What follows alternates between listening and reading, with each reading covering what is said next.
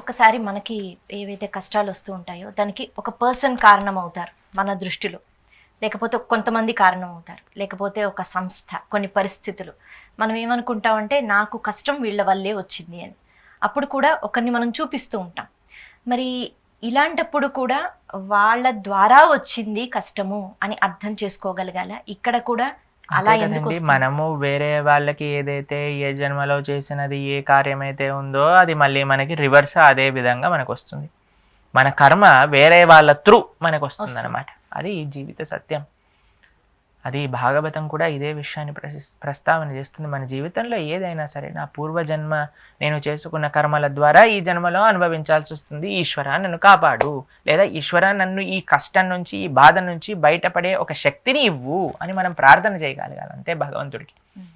ఎందుకంటే ఈ భావనతోనే క్రోధం పెరిగిపోతుంది, ద్వేషం పెరిగిపోతుంది, కక్షలు ఎంతవరకు అంటే వెళ్ళిపోయేటప్పుడు కూడా ఇష్టమైన వాళ్ళకన్నా అలాంటి వాళ్ళ గురించే తలుచుకుంటూ వెళ్ళిపోతూ ఉంటారు.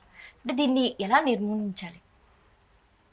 అన్నిటికీ ఆన్సర్ ఒకటే అండి, ధర్మాన్ని తెలుసుకోవటం, ఆచరించటం.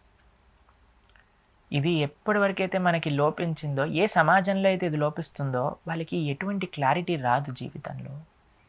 అందుకే మనం ఎందుకు ఇంతగా ధర్మం గురించి తెలుసుకోండి, ధర్మాన్ని ఆచరించండి అని చెప్తే, ఒకసారి మనం ధర్మం పట్ల అనురక్తికాన్ని చూపిస్తే ఆ ధర్మం మనకి గైడింగ్ లైట్గా మనల్ని తీసుకెళ్తుంది. ఇప్పుడు మనం ఒకసారి ట్రైన్ ఎక్కాక, ఇప్పుడు ఇక్కడ నుంచి ముంబై వెళ్ళాలి అని అనుకోండి, ముంబై ఎక్స్ప్రెస్ ట్రైన్ చూసుకున్నాం, ఎక్కేసాం. ప్రతి స్టేషన్లో మనం దిగి ఓ ముంబైకి వెళ్తుందా, ఇది ట్రైన్ పట్టాలి ఇది చేసేసిందా, నువ్వు ఎక్కువ ప్రశాంతంగా పడుకో చాలు, నువ్వు రేపు ప్రొద్దున కల్లా చెన్నైలో ఉంటావు, ముంబైలో ఉంటావు, ఎక్కడికి నువ్వు ట్రైన్ ఎక్కితే అక్కడ ఉంటావు.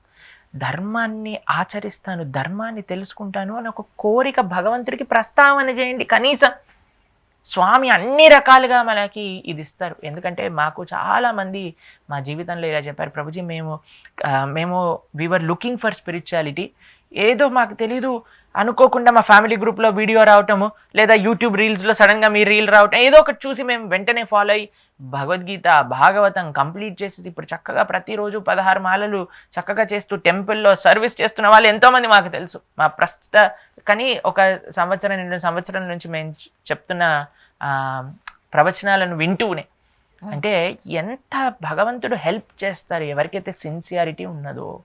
పాశ్చాత్య దేశంలో కృష్ణుడు ధర్మము తెలియనన్ని ప్రదేశంలో భగవద్గీత వెళ్ళిపోయి వాళ్ళు భగవద్గీత చదివి భక్తులై భారతదేశంలో బృందావనంలో సేవ చేయడానికి వచ్చినప్పుడు భారతదేశంలో ఎందుకు మనకి హెల్ప్ ఉండదు చెప్పండి?